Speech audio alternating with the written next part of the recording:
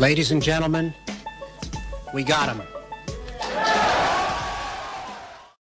Hi guys, and welcome to another Fool of the Week. This week's Fool is the Health Secretary, Victoria Atkins. The newest in a line of Health Secretaries, Victoria Atkins, is declaring war on junior doctors, or doctors in training as she likes to call them.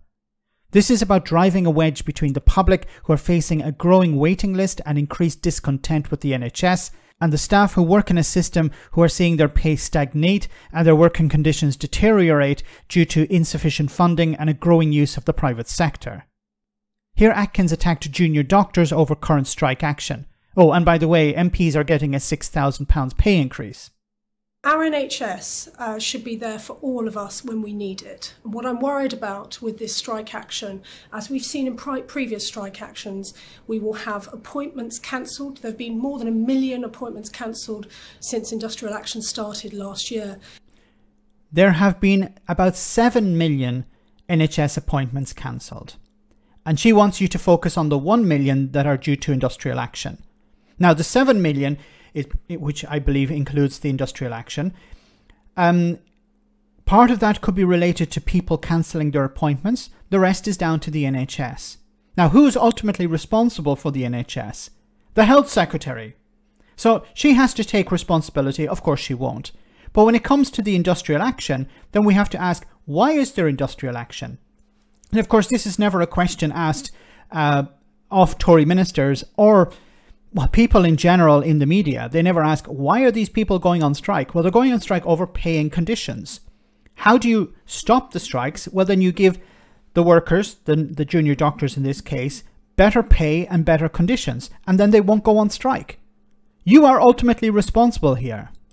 But also we know with emergency and urgent care that has real impacts as well. And so, as I said, throughout all my negotiations and discussions with the medical profession, I want us to reach fair and reasonable settlements. And I've managed to do that with consultants and with specialised doctors. A caveat here, when she's talking about specialists, consultants and specialist doctors, an agreement has been presented to them, but they have to vote on it. I want to do the same with junior doctors, but them calling a strike and walking out of negotiations is not the way to secure that. Last year, junior doctors in training, received pay rises. Whoa, wait a minute. Junior doctors are not doctors in training. Does she actually not understand what a junior doctor is? A junior doctor is a qualified doctor who is being monitored, being supervised by a consultant. 48% of doctors in England are junior doctors. See, what she's trying to do here is, I don't think she's stupid. I think she's pretending to be stupid because she knows that the public don't understand what a junior doctor is. Maybe the public believe that a junior doctor is like a student doctor, medical student, somebody who's in training, who's not qualified yet. What she's trying to do is drive a wedge, convince the public, why are these people going on strike? They're not even qualified doctors. Which is a lie. She knows it. And if she doesn't know it, then she shouldn't be a bloody Secretary of State for Health. Of between 8.1 and 10.3%. So the most junior of doctors, the ones starting their first year, they saw a pay rise of 10.3% on their basic salary. They haven't seen an increase since 2010. In real terms, they have lost 30% of their salary. You're saying we're going to give them a 10% increase. So they're going to see a 20%. Now, if this is true, well, if it is true, they're still losing 20%. And you're saying this is a great idea. This is wonderful. They should be happy with a 20% pay cut. As I pointed out at the beginning, MPs are earning an extra £6,000 this year. £6,000, and junior doctors are expected, on the basic salary, expected to take a 20% pay cut since 2010. Wow. But I want also to address their concerns about working conditions and so on. But I can't. What do you mean, I want to address their concerns? You haven't addressed their concerns. That's why they're on bloody strike. You can't turn around and say, well, I want to address your concerns, but I can't do that if you're on strike. They're on strike because you're not addressing their concerns. These are not problems that appeared overnight. These are problems that have plagued the NHS since the Tories took power in 2010. They are determined to drive it into the ground. Cannot do that if they're on the picket line rather than in hospitals looking after patients. This is really disgusting.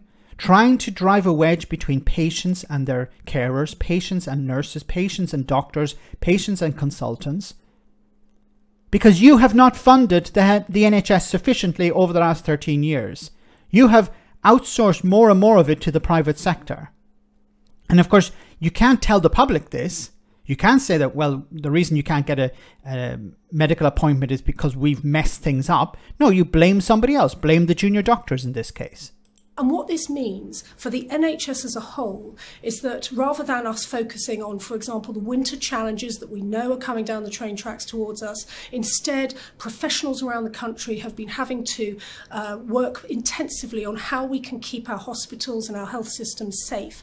And I wish that junior doctors the committee could come back to the table. You haven't agreed to meet with them in 2 weeks. What she's trying to suggest here is that, well, you know, I'm reaching out to the junior doctors, but you're not. They have said that they haven't spoken to you in about 2 weeks. She actually, on the BBC, gave an interview where she admitted, yeah, well, I haven't spoken to them in a week, or maybe 2 weeks. Why?